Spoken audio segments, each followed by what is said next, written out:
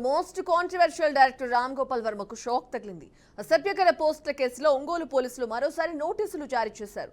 ఫిబ్రవరి 4న విచారణకు రావాలని ఈ నోటీసుల్లో పేర్కొన్నారు. ఈ మేరకు ఆర్టీవీకి వాట్సాప్ ద్వారా నోటీసులు అందజేశారు. 4న సినిమా షూటింగ్ల నిమిత్తం బిజీగా ఉంటానని విచారణకు రాలేనని వర్మ రిప్లై ఇచ్చారు.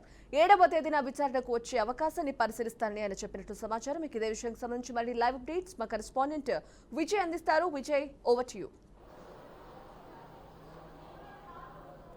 సంజన వివాదాస్పద దర్శకుడు రామ్ గోపాల్ వర్మకు పోలీసులు మరోసారి షాక్ ఇచ్చారు. అయితే ఈ నెల 4వ తారీఖు విచారణకు రావాలంటూ పోలీసులు నోటీసులు అయితే రామ్ గోపాల్ వర్మకు జారీ చేశారు. అయితే ముఖ్యంగా చూసుకుంటే సోషల్ మీడియా ద్వారా అసభ్యకర పోస్టులు చేశారంటూ ప్రకాశం జిల్లా మత్తిపాడు పోలీస్ స్టేషన్లో రామ్ గోపాల్ వర్మపై పలు సెక్షన్లలో కేసు నమోదైంది.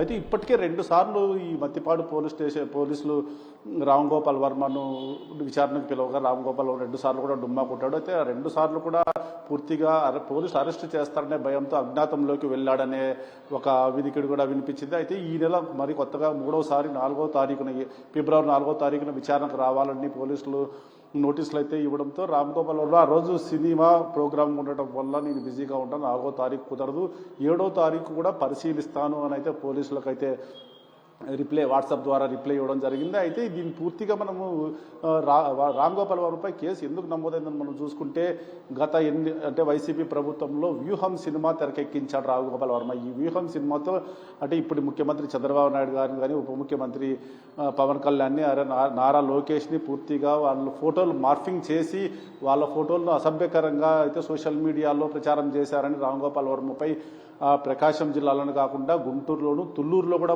అయితే 3 స్టేషన్లు కేసులు అయితే నమోదైనాయి. అయితే ముఖ్యంగా ఇక్కడ చూసుకుంటే ప్రకాశం జిల్లాలోని మత్తిపాడు పోలీసులు మాత్రం ఒకసారి రామ్ గోపాల్ వర్మ ఇల్లు హైదరాబాద్లోని జూబ్లీస్ ఇంటికి వెళ్ళి నోటీసులు అయితే ఇవ్వడం జరిగింది. అంటే రామ్ గోపాల్ వర్మ అందుబాటులో లేకపోవడంతో ఇంటికి కనిపించడం జరిగింది. అయితే రామ్ గోపాల్ వర్మ అయితే ఎటువంటి స్పందన లేకపోవడంతో అప్పట్లో రామ్ గోపాల్ వర్మ పూర్తిగా అజ్ఞాతం లేకపోవడం తెలిసింది. అయితే ముఖ్యంగా చూసుకుంటే వ్యూహం సినిమాలో పూర్తిగా వైసీపీకి అంటే జగన్మోహన్ రెడ్డికి పూర్తిగా అనుకూలంగా సినిమాని తీసినట్టయితే మనకు స్పష్టంగా తెలిసింది. అయితే రాజశేఖర రెడ్డి మరణానంతరం జగన్మోహన్ రెడ్డి సీఎం అయ్యేంత వరకు ఈ సినిమా ముఖ్య సారాంశం అయితే ఉంది. వీటిలో భాగంగా చంద్రబాబు నాయుడు గారిని కానీ లోకేష్ గారిని కానీ పూర్తిగా కించపరిచారు. అంటే ప్రమోషన్లో భాగంగా సినిమా రిలీజ్కి ప్రమోషన్లో భాగంగా పూర్తిగా వారిని కించపరిచి అసభ్యకర పోస్టులు పెట్టారని చెప్పి అయితే రామ్ గోపాల్ వర్మ పైన ఇప్పటికే పలు సెక్షన్లు అయితే నమోదైనాయి. అయితే రామ్ గోపాల్ వర్మ ఈసారి అంటే వచ్చే ఫిబ్రవరి 4వ తారీఖున రాలేనంటున్నాడు, 7వ తారీఖున పరిశీలిస్తా అన్నాడు. మరి 7వ తారీఖు కూడా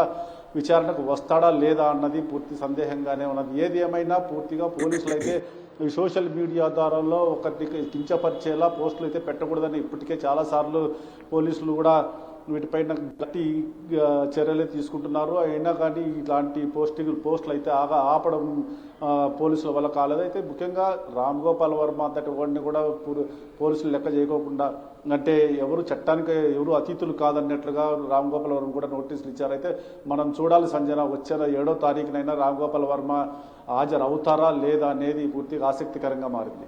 okay, right. Thank you Vijay.